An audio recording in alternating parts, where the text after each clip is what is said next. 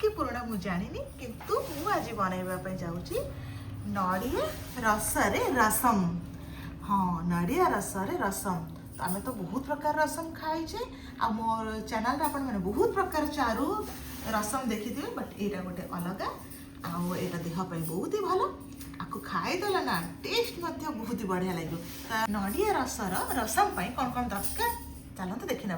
ये हूँ मु नड़िया क्षीर बाहर कर देछि ऑलरेडी। ये हूँ नड़िया क्षीर तापर मते दरकार किछि पियाज कटा हेतिबा आ ये हूँ पंचफुटण देखंतु मेथी आउ सोरिष जीरा पानमधुरी सब पड़ी। आ ये हूँ आमर भूसक पत्र ये हूँ कंचा लंका ये हूँ रसुण आ ये हूँ सुखिला लंका आउ ये हूँ हेंगु आउ ये हूँ टमाटो। तो चलतु आम आरंभ करवा। आमर कढ़ईटा गोटे बसई एबे सेटा गरम हो गलानी तादे हम तेल पकाइदेबा।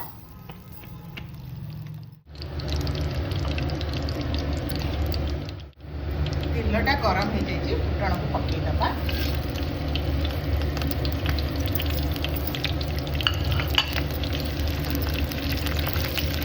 भल भाव भाजीदेबा।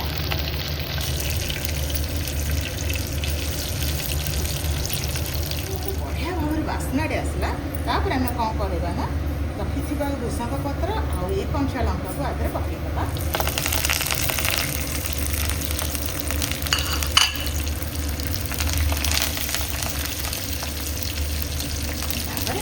भल भाव भाजीदेबा।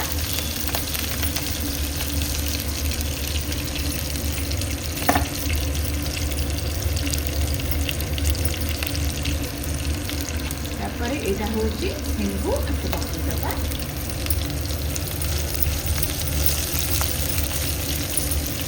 भल भाव भाजीदेबा। आम रखीचे जो रसुण ताको पकईदेबा। रसुण को भल भाव भाजीदेबा। काटिकी रखी पियाज को आगे पकईदेबा।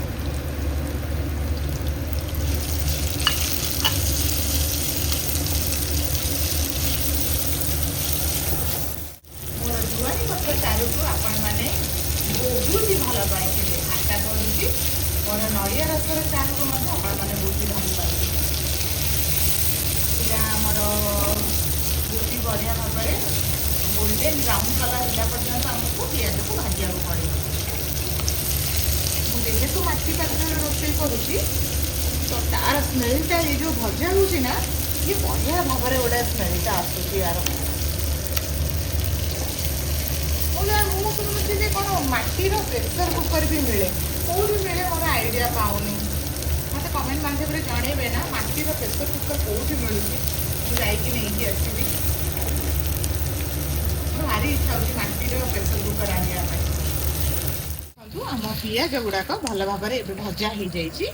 तो आम कौन करवा ना ए कटिकी रखीचे जो बिलाती पकईदेबा।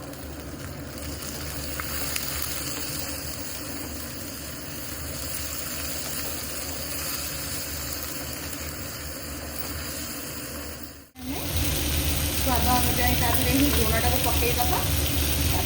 अल्प हलदी पकईबा कि धनिया गुंड पकईदेबा। आगे भाजवा ये पर्यटन आम टमाटा पूरा टमाटा को आम पूरा भल भाव भाजीदेवा। यहाँ पूरा कड़ा पूरा तार चोपा छाड़ी ये पूरा पूरा तार रसटा जमी बाहर पड़े से पर्यटन आम एमर बिलाती को भाजवा। लुण पड़ जाए शीघ्र ही सीझीज।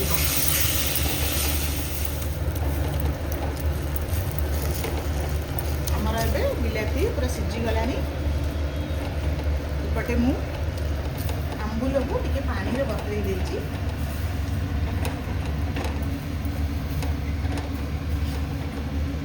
से आंबुल को ये पानी आंबुलटा को आधे पकेबी।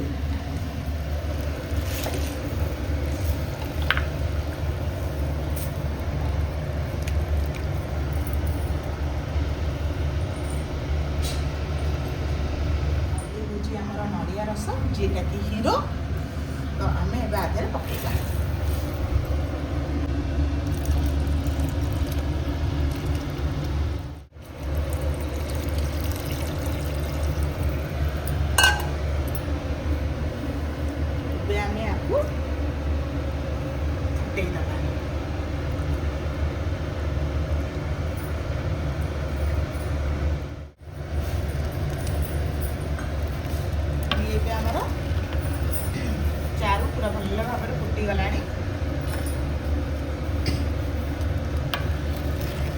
କାଟିକି ରଖିଥିବା ଧନିଆ ପତ୍ରକୁ ଆ ଦେହରେ ପକେଇଦେବା।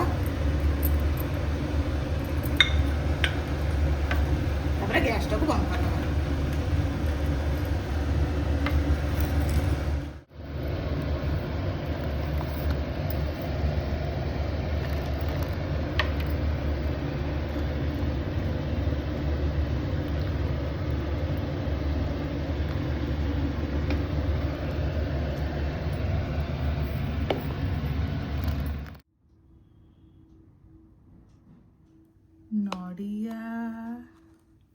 ନଡ଼ିଆ ରସର ଚାରୁ ଖାଇକିନା କହିବ।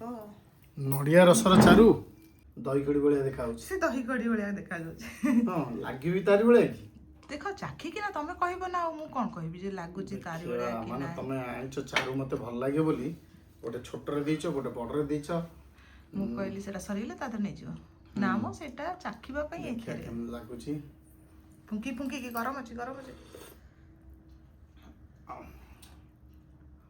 କ'ଣ ଲାଗୁଛି? ରସମ ମାନେ ରସମଟା ଏଇଟା ନଡ଼ିଆ ରସର ରସମ। ନଡ଼ିଆ ରସର ରସମ। ହଁ ବଢିଆ ଲାଗୁଛି। ଟେଷ୍ଟ ଭଲ ଅଛି। ଖଟା ସବୁ ପରଫେକ୍ଟ। ଖଟା ବଢିଆ ଲାଗୁଛି। ହଁ ମାନେ କ'ଣ ତମକୁ ଦହି କଡ଼ି ଭଳିଆ ଲାଗୁଛି ନା କ'ଣ? ନା ଆଉ ନଡ଼ିଆ ରସର ଗୋଟେ ବଢିଆ ଫ୍ଲେଭରଟା ଅଛି। ହଁ ଏ ନଡ଼ିଆ ରସ ବି ବଢିଆ ଲାଗୁଛି। ଆଚ୍ଛା ମାନେ ଖଟାଟା କେମିତି ଅଛି? ପୁରା କେରଳିଆନ ମାନଙ୍କୁ ବହୁତ ବେଶୀ ଭଲ ଲାଗିବ, କାରଣ ସେମାନଙ୍କର ତ ନଡ଼ିଆ ମ୍ୟାକ୍ସିମମ୍ ହଉଛି ନଡ଼ିଆରେ। ହଁ ନଡ଼ିଆ ତେଲ ଟିକେ ପକେଇ ଦେଇଥିଲେ ହେଇଥାନ୍ତା। ଗୋଆ ଏସବୁ ଜାଗାରେ ଦେହ ପାଇଁ ବହୁତ ଭଲ ନା ନଡ଼ିଆଟା। ଶ୍ରୀଫଳ ଶ୍ରୀଫଳ ସତରେ କିନ୍ତୁ ଭଲ ଲାଗୁଛି। ଭଲ ଲାଗୁଛି ନା?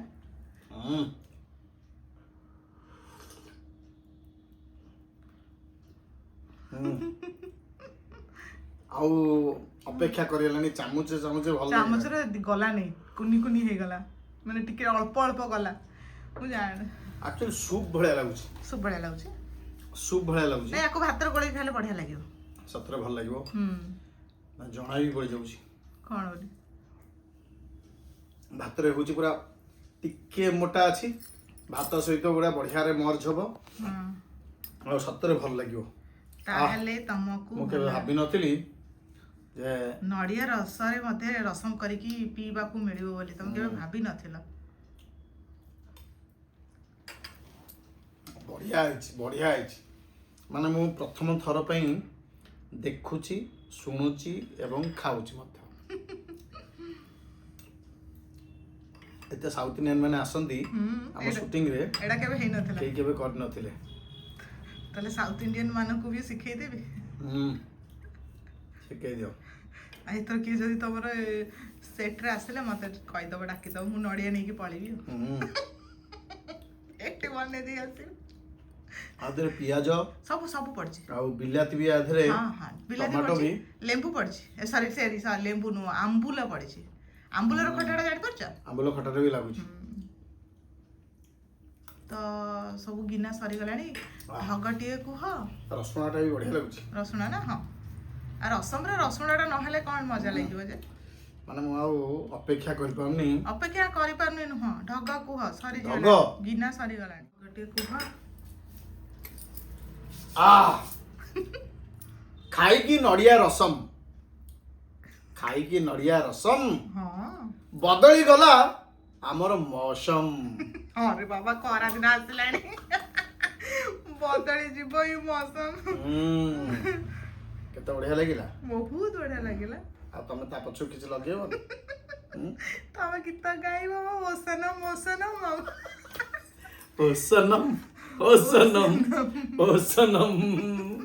ଗୀତ ଗାଇବା ଆମେ ସମସ୍ତେ ମିଶିକି। ଓ ସନମ ଏମିତି ଲୋକ ନା କହୁଛନ୍ତି କିଛି କାମ ଧନ୍ଦା ନାହିଁ ସ୍ୱାମୀ ସ୍ତ୍ରୀଙ୍କର। ମତେ ଗୋଟେ କମେଣ୍ଟ ଆସିଥିଲା, କିଛି କାମ ଧନ୍ଦା ନାହିଁ ବୋଧେ ସ୍ୱାମୀ ସ୍ତ୍ରୀ। ଆରେ ଭାଇ, ଗୋଟିଏ ତ ଜୀବନ ପାଇଛୁ, ତା ଦେହରେ ପୁଣି କାମ ତ କରୁଛୁ, ବଞ୍ଚିବା ପାଇଁ ତ କାମ ତ କରୁଛୁ, ଖାଉଛୁ, ବଞ୍ଚୁଛୁ। ଆଉ ତା ଦେହରେ କିଛି ଆମ ଲାଇଫକୁ ଆମେ କେମିତି କ'ଣ ଏନ୍ଜୟ କରୁଛୁ ନା, ବଢିଆ ଏନ୍ଜୟ କରୁଛୁ ଖାଇ ପିଇକି ଏନ୍ଜୟ କରୁଛୁ ଖୁସିରେ ରହିବା କଥା ଆଉ କଣ କାମ ଧନ୍ଦା କି କାମ ଦିନ ରାତି ଆରେ 24 କାମ ହଉଛି ପୁରା ଖୁସିରେ ରହିବା ପାଇଁ ଦିନ ରାତି 24 ଘଣ୍ଟା ତ କାମ ହିଁ କାମ ଆଉ ପୁଣି ତା ଦେହରେ ସମୟ ବାହାର କରିକି ଏଗୁଡାକ କରାହଉଛି ନା କେତେ ବ୍ୟସ୍ତତା ଭିତରେ ଏ ଲୋକଟା କୋଉ ଦିନ ରହିବ ତାକୁ ଦେଖି ଦେଖିକିନା ମୁଁ କରୁଛି ତା ଦ୍ୱାରା ମତେ କୁହାହଉଛି କାମ ଧନ୍ଦା କିଛି ନାହିଁ कुछ तो लोग कहेंगे लोगों का काम है है कहना कहना, ओसनम, किंतु ओसनम ओसनम ओसनम ତ ଏମିତି ହିଁ ଢେର ସାରା ଭଲ ପାଇବା ଦଉଛନ୍ତି ଆଗକୁ ମଧ୍ୟ ଦେବେ ବୋଲି ଆଶା କରୁଛି ମୋର ଜୁଆଣି ପତ୍ର ଚାରୁକୁ ଯେତିକି ମାତ୍ରାରେ ଭଲ ପାଇବା ଦେଇଥିଲେ ତାଠୁ ଅଧିକ ମାତ୍ରାରେ ଭଲ ପାଇବା ଦେବେ ବୋଲି ଆଶା କରୁଛି ନଡ଼ିଆ ରସର ରସମ ତ ଏମିତି ହିଁ କିଛି ନୂଆ କିଛି ପୁରୁଣା ରେସିପି ନେଇକି ଆପଣମାନଙ୍କ ସାମ୍ନାକୁ ଆସିବି ଆଉ ଯଦି କିଛି ଭୁଲ ଚୁକ୍ ହୁଏ ନିହାତି ଭାବରେ ମୋତେ କମେଣ୍ଟରେ ଜାଣେଇବେ ମୁଁ ତାକୁ ସୁଧାରିବା ପାଇଁ ନିହାତି ଭାବରେ ଚେଷ୍ଟା କରିବି ଆଉ କରୁଛି ମଧ୍ୟ ଲାଇକ୍ କରିବେ କମେଣ୍ଟ କରିବେ ବହୁତ ମାତ୍ରାରେ ସେୟାର କରିବେ ହଁ ରେସିପିକୁ ଘରେ ଟ୍ରାଏ କରିବେ ଟ୍ରାଏ କରିସାରିଲା ପରେ ମୋତେ କହିବେ ଯେ ଆପଣଙ୍କ ରେସିପିଟି କିପରି ଲାଗିଲା ତ ରହିଲି ନମସ୍କାର जय ଜୟ जगन्नाथ ଜଗନ୍ନାଥ ଜୟ ଜଗନ୍ନାଥ